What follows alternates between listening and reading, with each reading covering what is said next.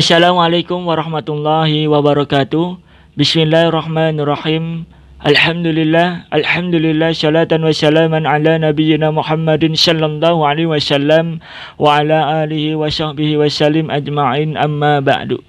Sahabat muslim dimanapun kalian berada, mudah-mudahan pada kesempatan kali ini sahabat muslim semua diberi kesehatan oleh Allah subhanahu wa ta'ala.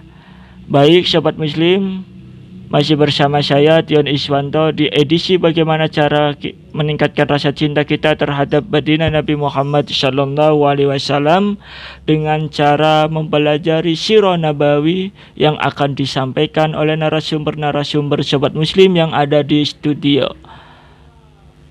Baik sobat muslim, daripada kalian penasaran, kita langsung menuju cerita yang pertama mengenai kelahiran baginda Nabi Muhammad sallallahu alaihi wasallam yang akan disampaikan oleh sahabat puja.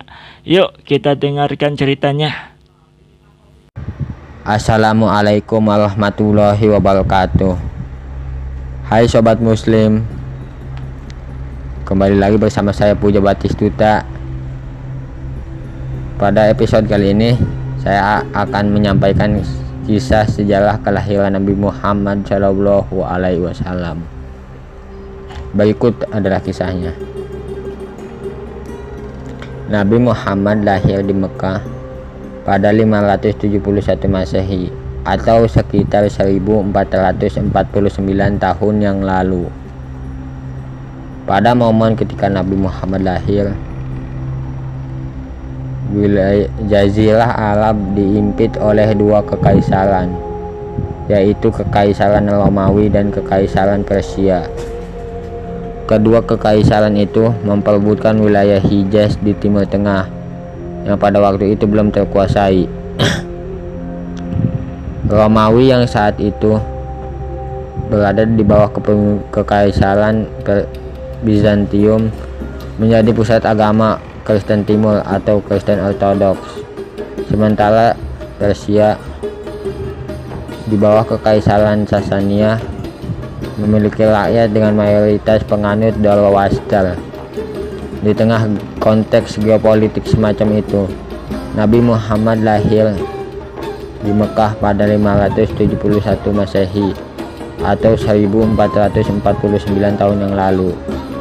Dalam khazanah Islam, tahun kelahiran Nabi Muhammad dikenal dengan tahun gajah, yang menandai peristiwa penting ketika Raja Pasal Ethiopia di Yaman, Abrahah, bermaksud meratakan bangunan Ka'bah. Abrahah bertolak menuju Mekah dengan membawa pasukan bergajah. Namun nyatanya Ka'bah tidak pernah runtuh, dan pasukan Abrahah dihujani batu yang dilemparkan oleh burung ababil. Demikian dikisahkan dalam sumber-sumber resmi Islam, dan peristiwa penyerangan Ka'bah ini diabadikan dalam Al-Quran surah Al-Fil. Di tahun gajah itulah bayi Muhammad lahir dari rahim Aminah binti Wahab bin Abi Manaf bin Zuhro sebagai anak yatim. Ayahnya yang bernama Abdullah bin Abdul Muthalib meninggal ketika berniaga dari Syam. Abdullah meninggal ketika singgah ke tempat saudara ibunya di Yastrib.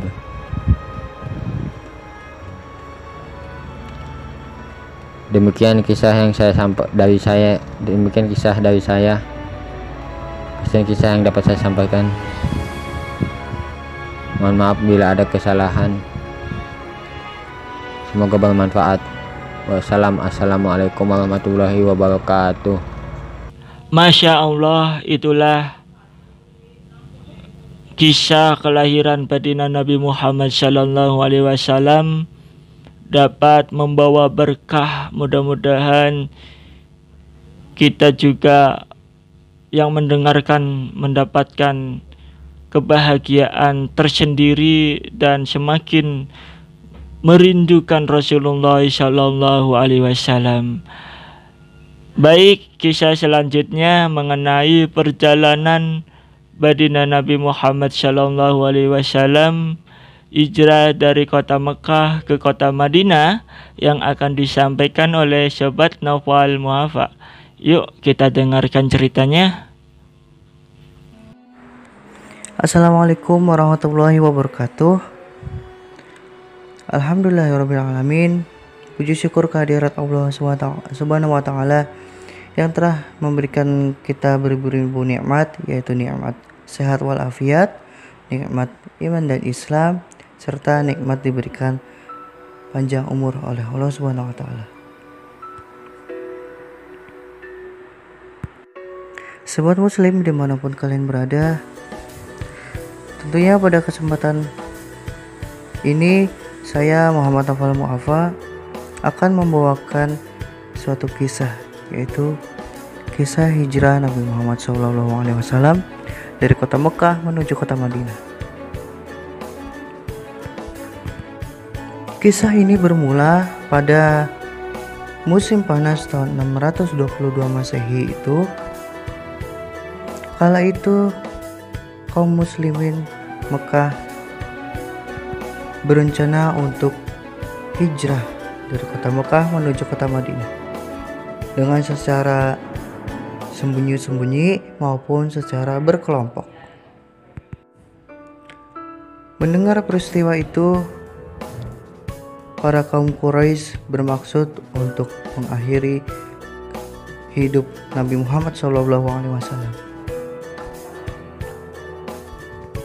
Dan mereka pun telah menyusun rencana sedemikian rupa untuk membunuh Nabi Muhammad SAW.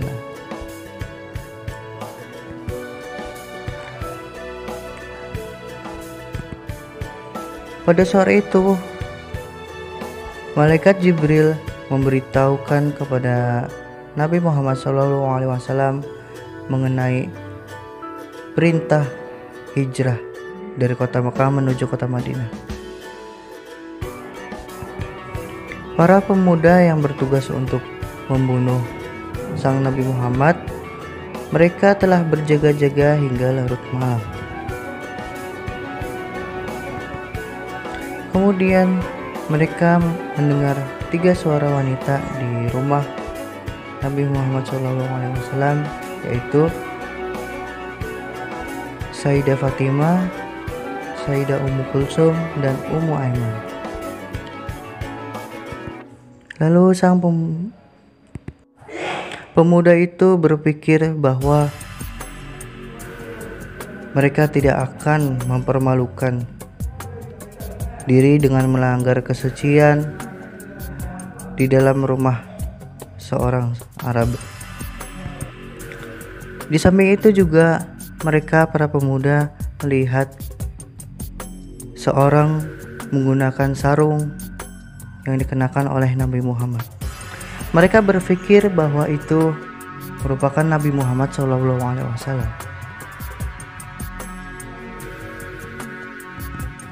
Setelah situasi mulai pagi, para pemuda tersebut mengetahui bahwa yang menggunakan selimut bukan merupakan Nabi Muhammad SAW, melainkan itu merupakan Ali bin Abi Thalib.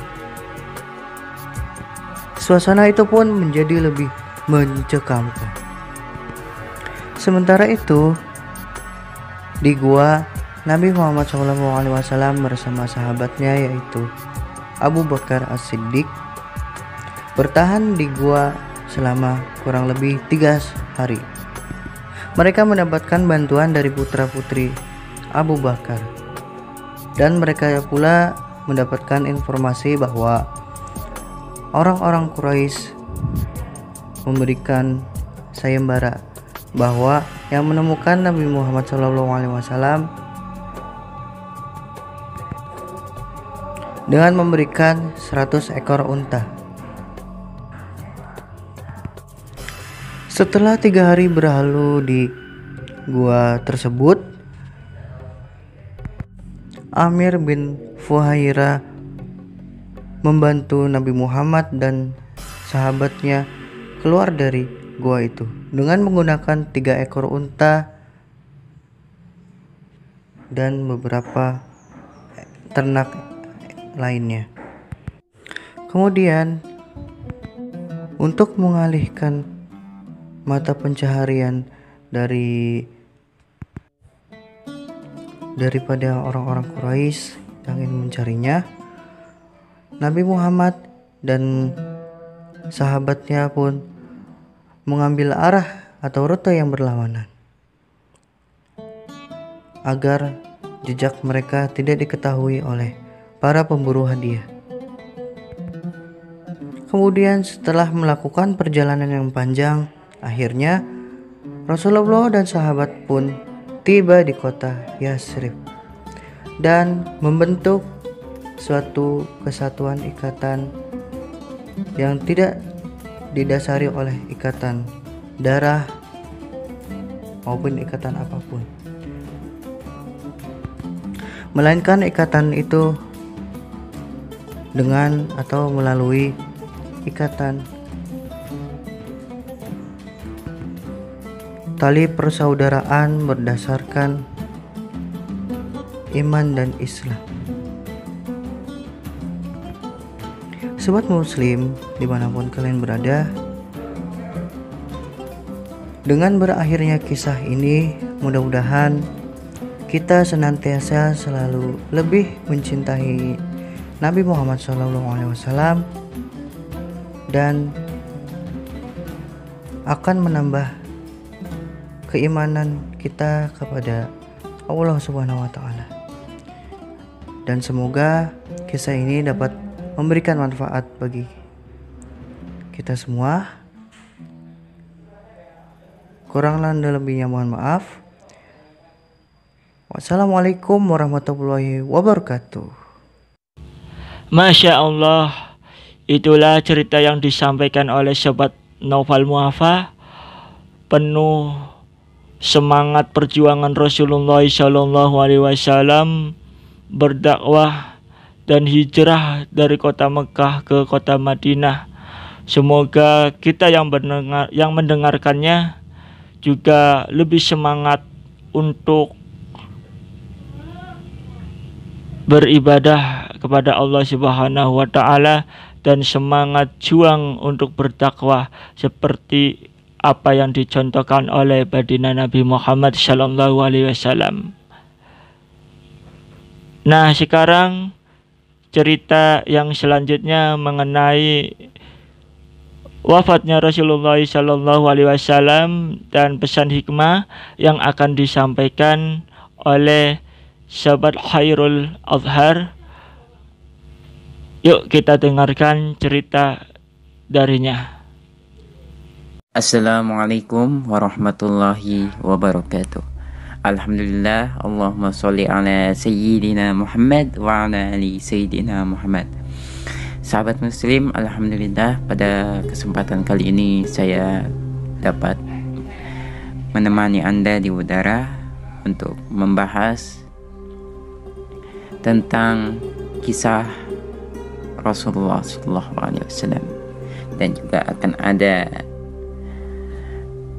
apa sih ya pesan hikmah ya yang bisa diambil dari segala perjuangan yang telah dilakukan oleh Rasulullah dari mulai beliau lahir hingga wafat, begitu ya.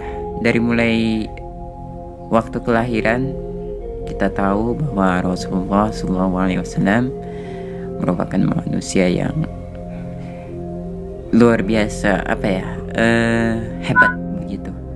Kenapa? Karena ketika lahir Rasulullah SAW ini berhasil memukul mundur, berhasil menyiutkan nyali daripada musuh-musuh. Kenapa? Karena pada saat itu ya terjadi yang namanya serangan dari pasukan gajah. Tetapi karena Rasulullah lahir, lalu tentara Allah pun turun dari langit, yaitu yang disebut dengan burung ababil, turun dan menyerang pasukan gajah akhirnya mereka kalah. Mereka tidak jadi menyerang Ka'bah pada saat itu.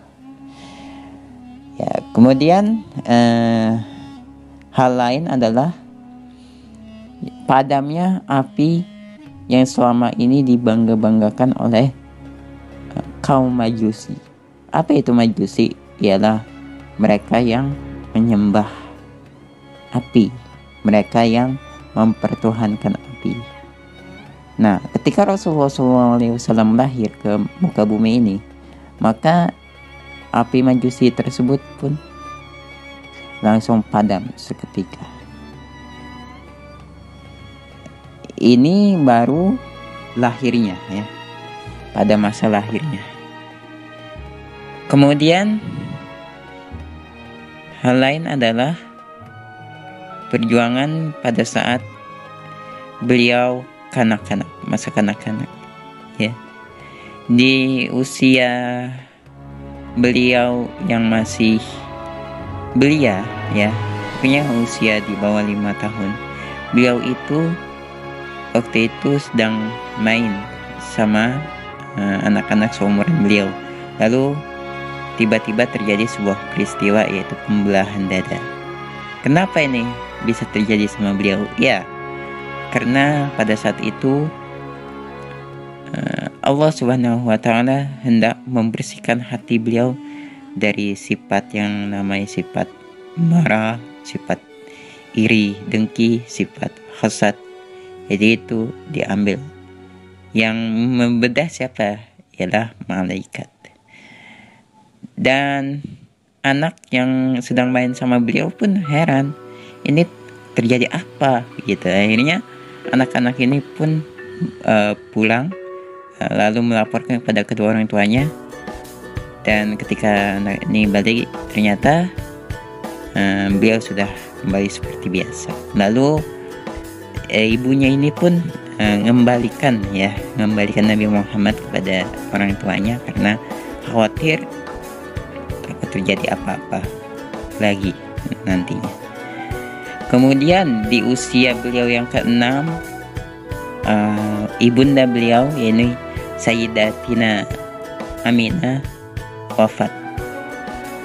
Jadi ketika di usia beliau yang di usia kandungan, ketika beliau di usia kandungan baru 2 bulan, beliau ditinggal oleh ayah beliau, Abdullah. Kemudian pada saat beliau berusia 6 tahun, beliau ditinggal oleh ibunda beliau, yaitu Sayyidatina Aminah. Kemudian 2 tahun setelah perginya ibunda beliau, yakni Sayyidatina Aminah, giliran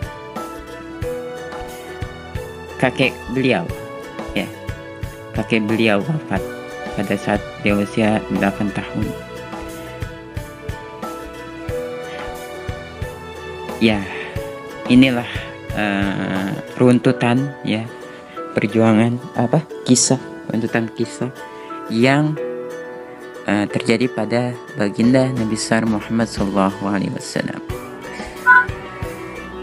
Kemudian beliau pun setelah sepeninggalan ibunda dan juga kakeknya, beliau diasuh oleh pamannya, yakni Sayyidina Abu Thalib, ya.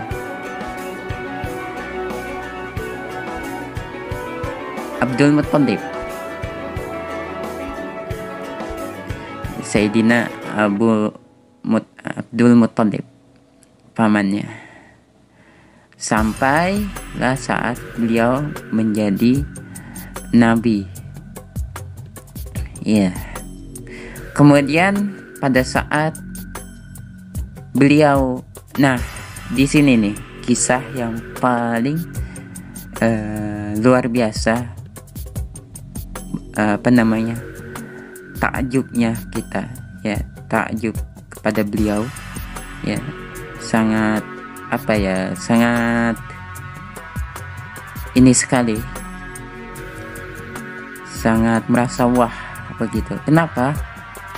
Memang apa kisahnya? Kisahnya ialah pada saat beliau hijrah dari Mekah menuju Madinah. Ya, di sana banyak sekali kisah-kisah yang luar biasa menginspirasi seperti itu. Ya, karena beliau pada saat itu pergi malam-malam bersama sahabat beliau yaitu Sayyidina Abu Bakar. Kemudian beliau pada saat itu dikejar oleh musuh, tapi berkat pertolongan Allah beliau tidaklah berhasil dikejar, ya, tapi beliau selamat pada saat itu. Dan juga kisah lainnya adalah waktu itu beliau pada saat hijrah ternyata di rumah beliau itu tidak kosong, ya. Bagi orang-orang, ya, bagi para musuh yang datang ke rumah beliau itu ternyata rumahnya tidak kosong. Di rumah beliau itu tetap ada orang, yaitu Sayyidina Ali bin Abi Thalib radhiyallahu anhu. Nah, kaum Quraisy, ya, yang menyerbu ini, kaum Quraisy ini sangat kesal sekali. Kenapa? Yang mereka temuin adalah Sayyidina Ali bin Abi Thalib. Tapi ya sudahlah, ya, memang itu yang terjadi. Dan alhamdulillah Sayyidina Ali bin Abi Thalib itu tidaklah terkena serangan daripada kaum Quraisy. Ini sebetulnya jadi contoh juga, ya. Kalau zaman sekarang kan kita mau orang itu ada mau enggak kan yang penting hajar saja. Nah, inilah yang menyebabkan banyaknya terjadi korban peperangan. Padahal bukan orang itu yang kita maksud bunuh, tapi adalah orang yang lain. Cuman karena orang tersebut ada di lokasi yang sama, lalu kita bunuh. Sedangkan orang yang kita maksud mau incar sudah kemana tahu. Nah, kalau kaum Quraisy tidak begitu. Kalau dia mereka cari dulu orangnya ini benar bukan, mereka teliti dulu. Nah, ketika itu bukan, maka tidak jadi mereka bunuh. Ini yang luar biasa. Ya, kemudian kisah selanjutnya adalah pada saat maaf saudara, karena saya kurang sehat beberapa hari ini. Jadi kita lanjut. Kisah yang selanjutnya adalah kisah pada saat beliau dinaikkan oleh Allah Subhanahu wa taala ke langit 7, yaitu Isra Mi'raj. Hal ini bisa terjadi kenapa? Karena beliau sebelumnya itu sangat beliau sebelumnya itu menghadapi sebuah peristiwa yang sangat menyedihkan, yang sangat menyedihkan, yaitu istri beliau wafat, Sayyidatina Khadijah. Kemudian juga paman beliau juga wafat. Lalu Allah Subhanahu wa taala menghibur beliau dengan memberikan hadiah, yaitu Isra Mi'raj, perjalanan Isra Mi'raj. Lalu dari sinilah, ya, singkat cerita, dari sinilah sudah dimulai atau disyariatkan, ya, sholat 5 waktu yang sampai sekarang ini kita lakukan. Kemudian pada saat wafat beliau, ya, ketika sebelum beliau wafat, ayat yang terakhir turun adalah surah An-Nasr, ya, An-Nasr. Iya ya Nasrullahi wal fath, ya. Ini surat terakhir turun, dan ayat terakhir yang turun itu adalah inna dina indallahil Islam, ya, bahwa sesungguhnya yang terakhir turun ayat adalah ayat Al-Maidah, surah Al-Maidah ayat 3, yang artinya adalah hari ini telah aku sempurnakan Islam sebagai agamamu. Ini yang diturunkan oleh Allah Subhanahu wa taala tatkala terakhir di masa sebelum Nabi Muhammad SAW wafat. Iya, baik. Demikian saudara, kisah Rasulullah dari mulai lahir sampai wafat. Ya, sebetulnya banyak sekali kisah-kisah beliau, cuman tidak dapat saya muat secara secara satu persatu, ya saya jelaskan satu persatu. Cuman ini bisa bisa mewakili, bisa menggambarkan bagaimana perjuangan Rasulullah di semasa hidupnya sampai beliau wafat. Mungkin ini saja yang dapat saya sampaikan, ya. Kisah hikmahnya adalah marilah kita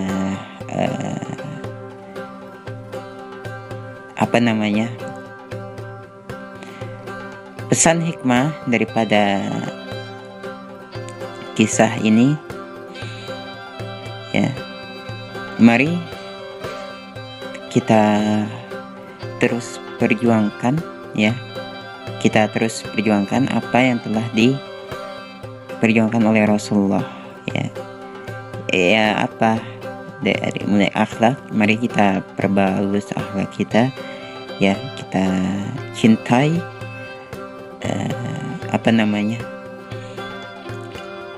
Rasulullah dengan menjalankan sunnah-sunnahnya, karena beliau juga sangat mencintai umatnya.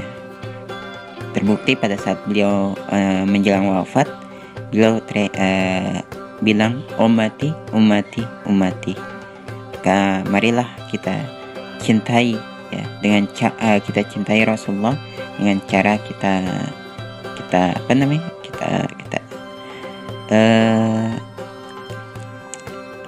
jalankan sunnahnya, seperti itu. Baik, mungkin ini saja yang dapat saya sampaikan. Kurang lebihnya saya mohon maaf. Wabillahi taufiq wal hidayah. Assalamualaikum warahmatullahi wabarakatuh. Masya Allah, Allahumma sholli ala Sayyidina Muhammad wa ala ali Sayyidina Muhammad. Itulah cerita kisah wafatnya Rasulullah Sallallahu Alaihi Wasallam dan pesan hikmah yang disampaikan oleh sahabat Khairul Azhar. Semoga kita sebagai umatnya selalu bersolawat kepadanya dan menjalankan sunnah-sunnahnya, seperti menjalankan puasa sunnah Senin Kamis, membaca Quran, diperbanyak zikir, berbanyak sholat malam. Itulah tanda bukti kita mencintai Rasulullah Sallallahu Alaihi Wasallam. Mudah-mudahan kita sebagai umatnya semakin merindukan beliau. Nanti di akhirat juga kita dapat berkumpul di surga bersama beliau. Amin amin ya robbal alamin. Nah, itulah cerita dan kisah yang disampaikan oleh narasumber yang ada di studio Sobat Muslim. Mudah-mudahan membawa manfaat untuk kita semua. Saya Tioni Swanto pamit undur diri dari ruang dengar Sobat Muslim. Billahi taufiq wal hidayah. Wassalamualaikum warahmatullahi wabarakatuh.